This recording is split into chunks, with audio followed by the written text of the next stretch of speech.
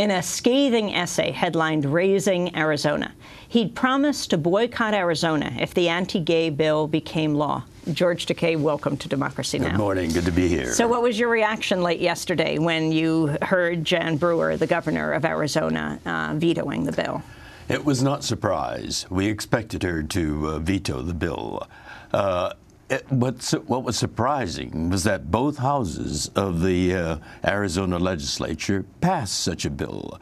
That house is dominated by right-wing religious extremists, and it is not really representative of the people of Arizona.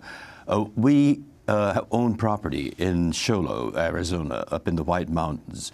My husband, Brad, was born there. So we have a vested interest, and we know many, many people. We have family there. We have many friends there. And these people are not represented by these right-wing extremists in the legislature.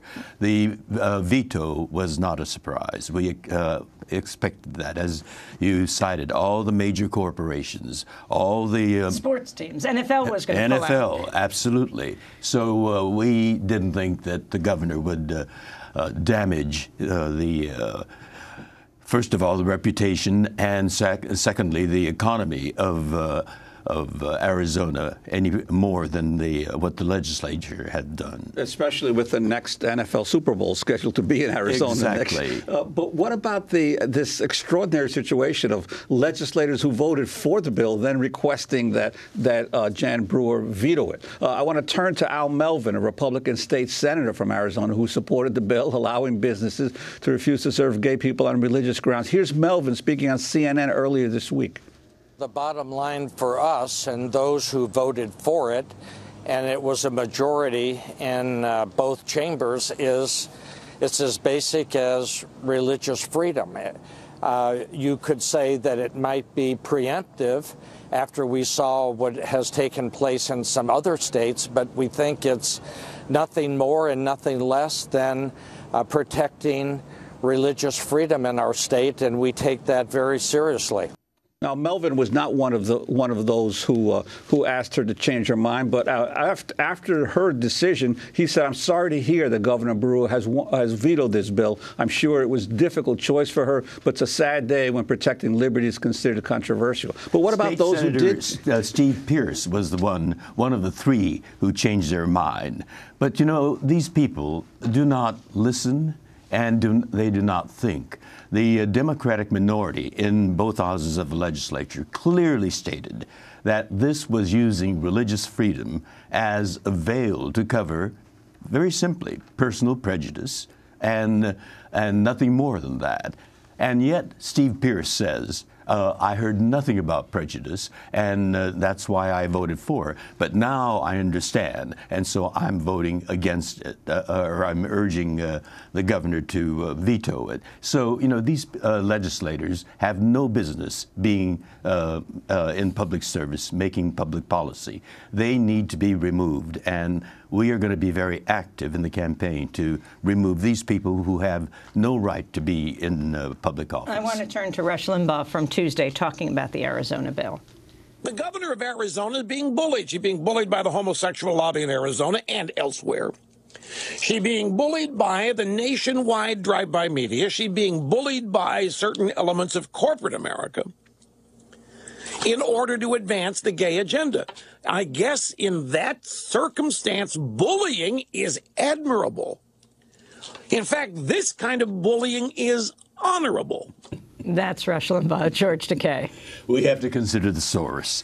What the legislation was doing was to refuse service to gays and lesbians or anyone that disagrees with the business people's religion. So a Muslim taxi driver could refuse to take a Jewish person or a single woman traveling by herself.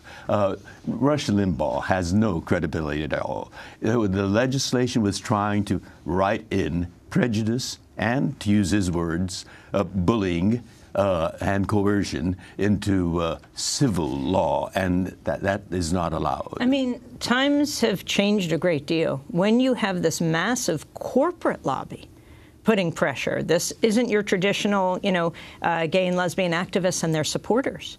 You had the corporate America saying no to prejudice. Because they recognize the economic realities here, the LGBT buying power, as well as our allies, as well as, I maintain the majority of Americans are good, decent people, and they will not tolerate this kind of abuse of the legal process. And so the corporations recognize that as well.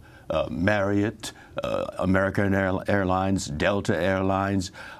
Apple was going to build a manufacturing plant in Mesa, Arizona. Mitt Romney tweeted out, all the veto political the bill. Leadership from the Republican side, the two U.S. senators from Arizona, John McCain and Jeff Flake, as well as the Arizona State Secretary of State and the Arizona Treasurer. So, it was overwhelming. These are rational, decent, fair-minded people.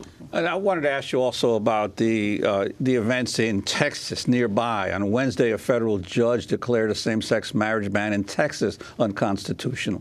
Cleopatra de Leon and Nicole Dimmittman were part of the lawsuit. They were legally married 5 years ago in Massachusetts, but wanted Texas to recognize their union. Shortly after the ruling, Dimmittman addressed reporters. We're committed to, I think we're all committed. We're pretty committed to our families, and so obviously we're very committed to this cause, and we're going to continue it until we have no avenues left for appeal. Your reaction to the Texas decision? It's consistent with all that's been happening. There are 17 states now that have marriage equality, plus the national capital, Washington, D.C. Now there are states like Utah, very conservative state, another conservative state, Oklahoma, Virginia, where the same kind of federal ruling has come down. Utah is appealing that to the appellate court. Oklahoma has indicated that they will go with the Utah appeal. And so, this is all, the Texas being ruled unconstitutional is all consistent with the way things are going. And inevitably, when we're enjoying this kind of legislative or judicial victories, the backlashes will come. And that's what Arizona is. And the same kind of bill that Arizona tried to write into law is being considered by other states like South Dakota and other states. But I think the overwhelming public reaction and the decent, fair-minded people's reaction will put a stop to all the other efforts, because it is patently unconstitutional.